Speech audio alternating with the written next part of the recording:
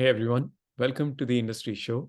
I'm your host, Nitin Bajaj, and joining me today is Bhavin Patel. Bhavin, welcome on the show. Thank you for having me, Nitin. How are you? Been great, and the pleasure is all mine. Welcome to the show. And let's start with who is Bhavin? Yeah, born in India, moved to the States when I was about 9.5 years old, grew up in a small town in Ohio, and still live in Ohio. That's where we raise our family. That's awesome. And I know there's many layers to you. And in the past few years that I've got to know you, every single one of those layers is just awesome. And I'd love to give a flavor and a flair for that to our audience. Go ahead. Yeah, from a professional level, we have two verticals.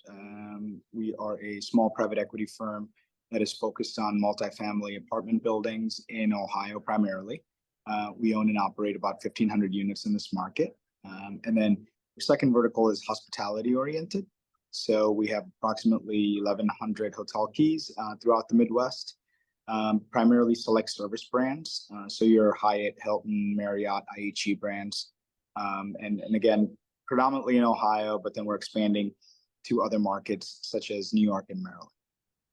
And those are amazing, impressive numbers.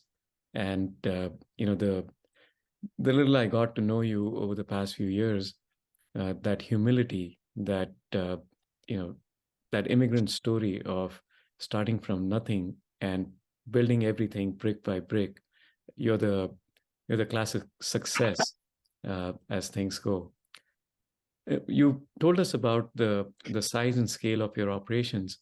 I'd love to hear a little more about the why do this and why do this now. I mean, you could have, as a at least in some stereotypes, be that typical Indian, go in tech, do certain other things, or become a doctor or an engineer.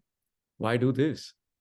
Yeah, that's a very valid point. I think if you probably asked my father, he would have preferred medicine, but I was too dumb to get into med school. And so that kind of led me to business. And again, I started at a young age, bought my first asset when I was 20 years old. And again, there are certain things that happen to you, and there are other things that you realize in the moment. And so something that happened to me was in 2008, the recession. And I was, completing my fifth year of my undergrad. I was doing a double major at the time. I had two properties, and my second property I had just acquired in 2007, and the bank had called a loan. I had a very difficult time trying to understand macroeconomic conditions. And so I went back to grad school during that time, and I was able to survive. I think only time you lose is when you give up. So I think if you keep trying, there's always a way forward. And so I would have lots of conversations with a very dear friend of mine, Sagar Parikh. And Sagar had, like me, grown up in Northeast Ohio, went to Ohio State, and then ended up on Wall Street.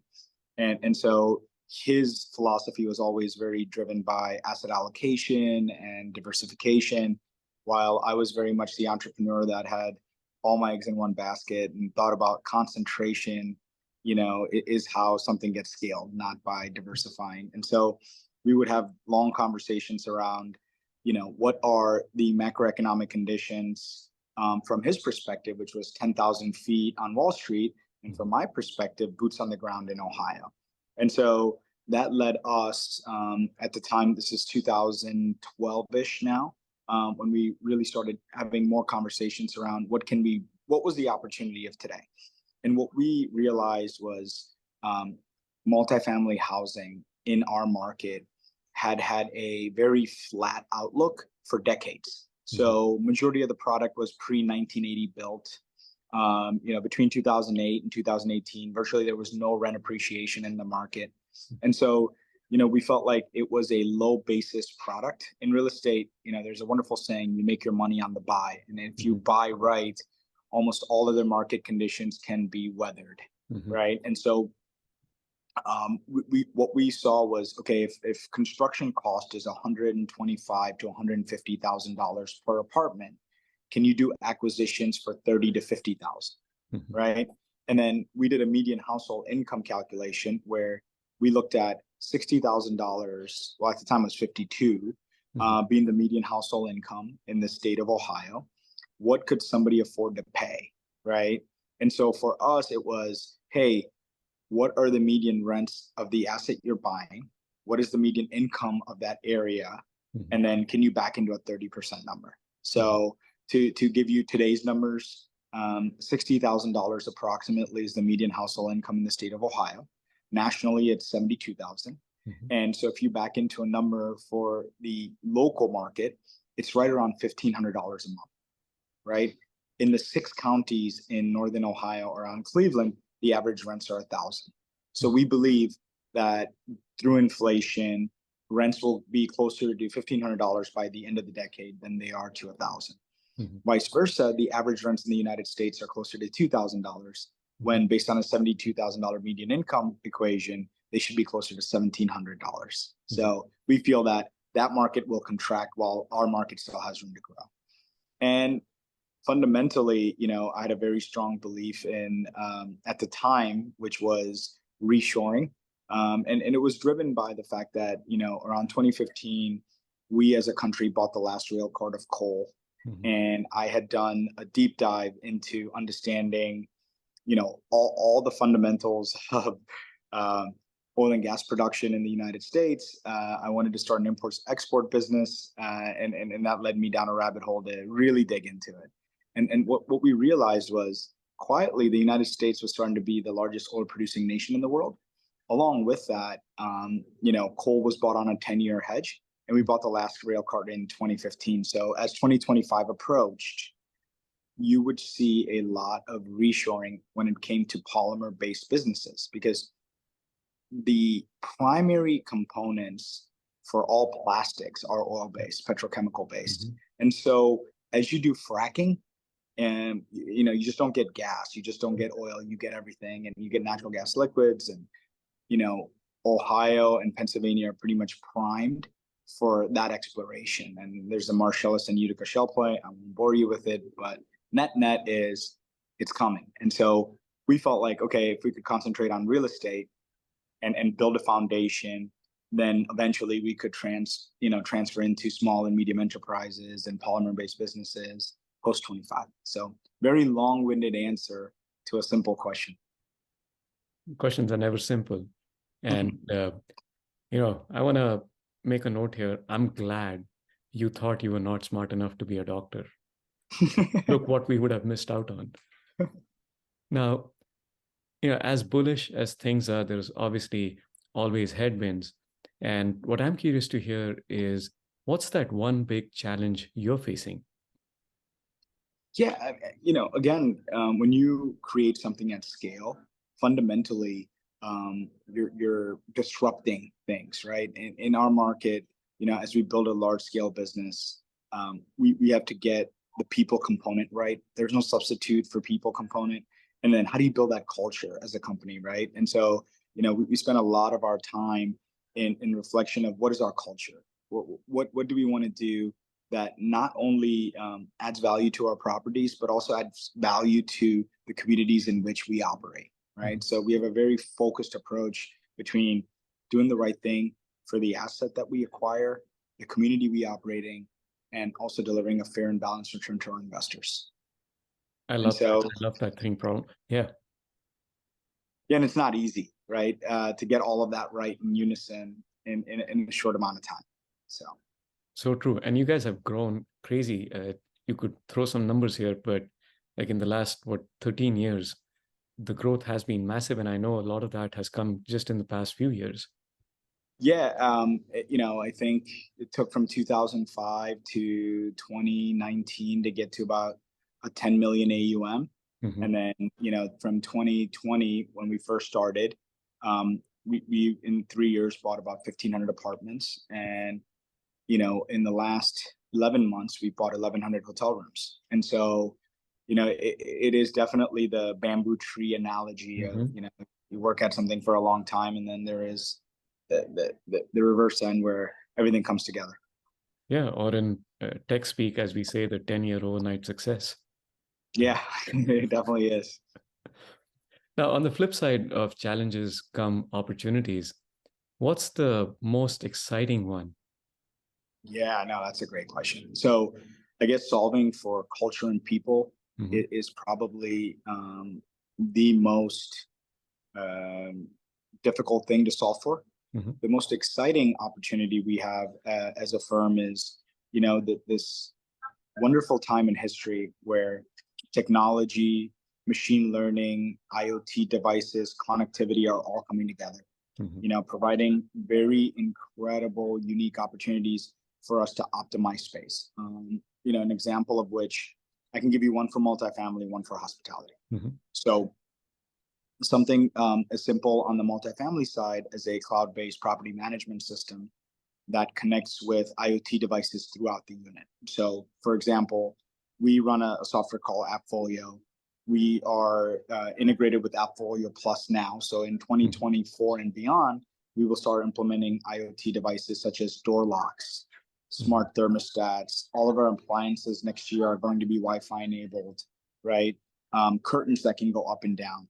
So from a quality of life standpoint, from a safety security standpoint, it's tremendous. No more losing keys, things like that for the tenant. Also, on the operational side, we can have flow sensors on water lines, so we Hmm. can do predictive analytics on leaks. We can have vibration sensors on HVAC units that can monitor frequency changes based on if the motor is running right or not, or if it was cleaned or not, if the filter was replaced or not. We can have smart outlets behind refrigerators that can understand how many kilowatt hours have been consumed, or did the compressor die pre-warranty expiration, and actually have data to back it up. And all of these things on the multifamily side help us run a more efficient building, which is our ultimate goal, right? And so that drives NOI growth. And so that's one side. On the hospitality side, the modern day traveler requires a frictionless experience. Hmm. So what we have strived for, and it's not just us, but Marriott, Hilton, IHG, they're all doing it in unison.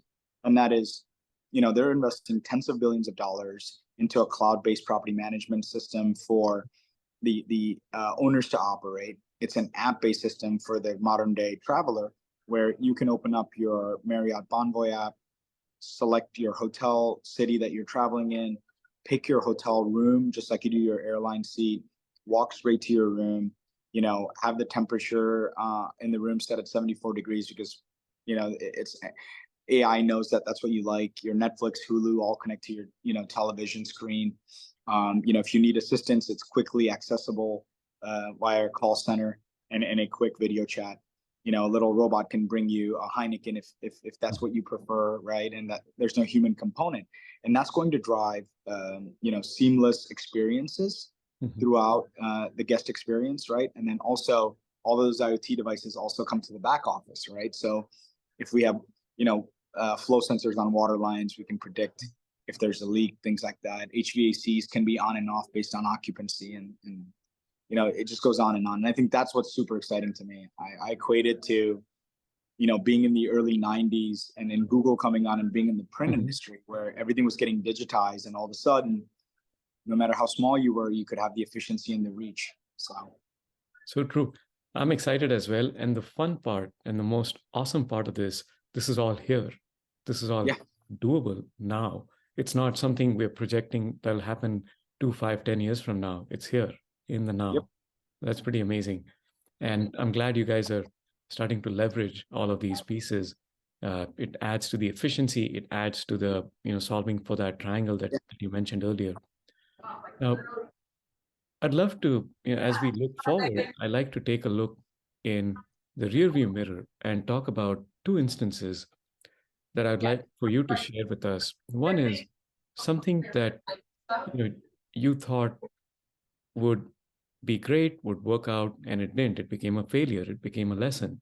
But on the yeah. flip side, something that blew your mind and expectations and became a success beyond even your imagination.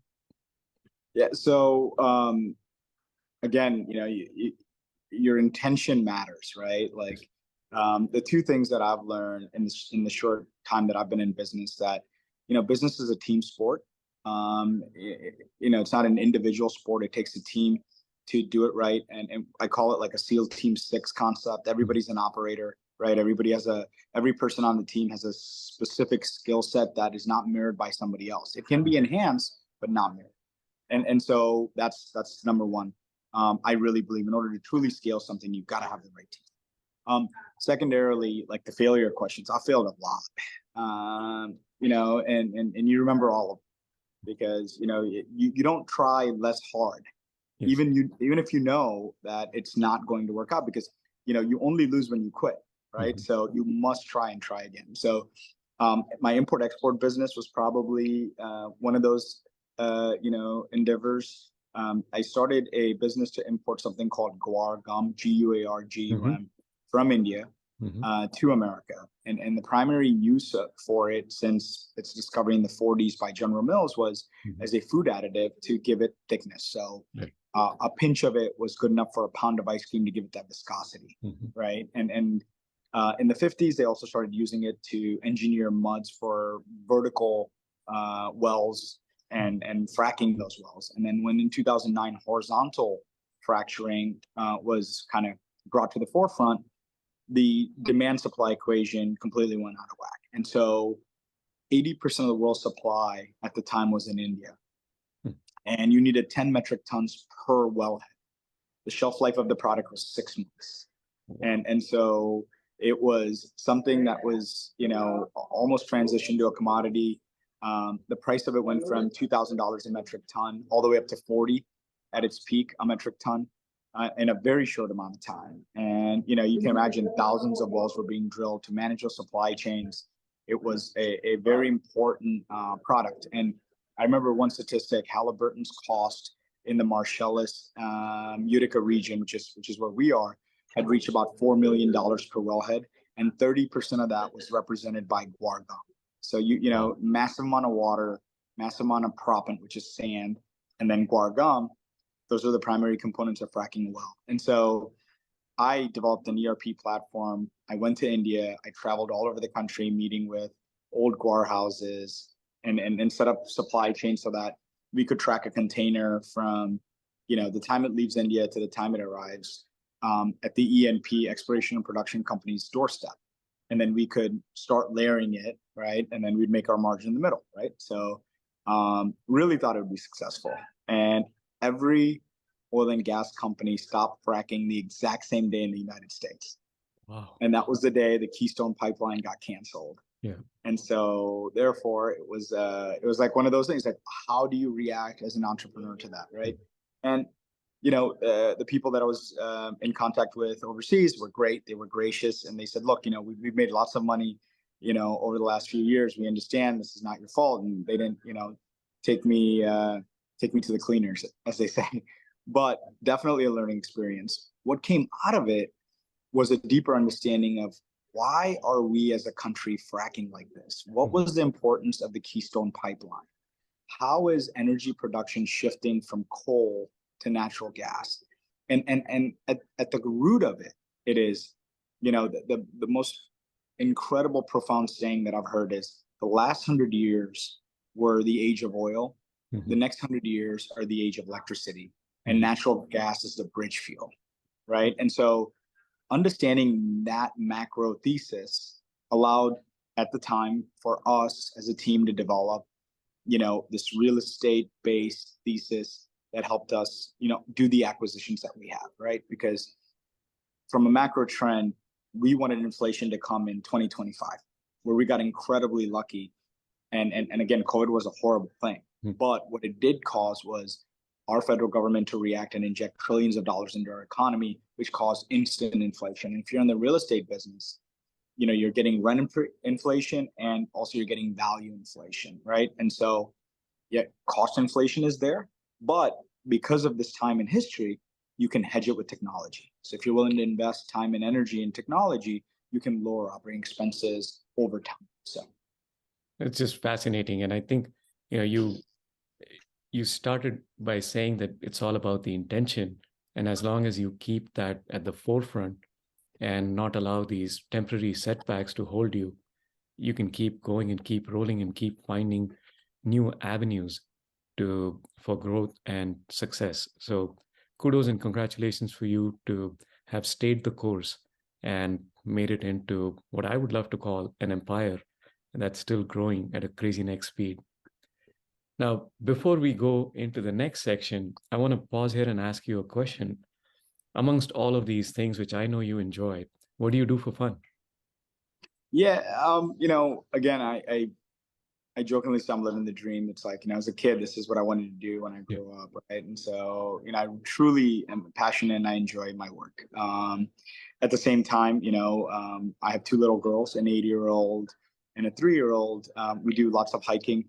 We have wonderful metro parks where I live in Ohio. We live in this wonderful little community, and in the back there's another community with like horse ranches and stuff that we often walk, and we know a couple of horses back there and things like that. So that happens to occurs more often than not on the weekends. Having an 80-year-old and a 3-year-old, they both Yes. love horses, and so that, and then if I have downtime, spending time with my missus, and Mhm. having dinner or just a conversation. That's awesome. I'm a little Yeah, jealous about the horses, but I'm sure we'll make up for that. yeah. Now, on to my favorite part of the show. Yeah. Bhavin, I would love for you to share a few one-line life lessons with us. One line life lessons. Yes. Okay. Uh, Try and try again. Right. I think that's an important one. Do unto others as you'd want them to do unto you. I think karma's cyclical, right? I think you get what you put out. And finally, um, cost of the passage, I think, is something that rings true for me. My parents, dad was a teacher, mom was an educated person, both come from a small village, and they sacrificed a lot to get us here. So I think for us, my sister and I, it's always important for us to remember what it took, right, to come to this country and the opportunity we have. So we work with a lot of gratitude for just the sheer opportunity that Ohio and this country provides us. Awesome. Well, thank you so much for sharing those one-line life lessons, but more importantly, for sharing your journey and your story. I mean, I am truly, truly uh, happy that success has followed you, and you've made it happen despite all of the challenges you've faced over the past few years.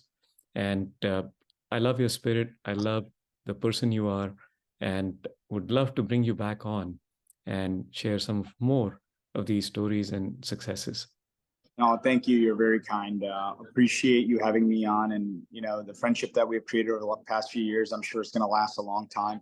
We always find ourselves discussing multiple ranges of topics, Yes. and trying to understand different world viewpoints and things like that. And I also commend the work that you do, especially for the Indian community, and bringing the cause of the transition from Indian to American, right? Mhm. And how does that all play in the fabric of this nation? So I think it's terrific, and look forward to joining you again next year. We should make this an annual thing.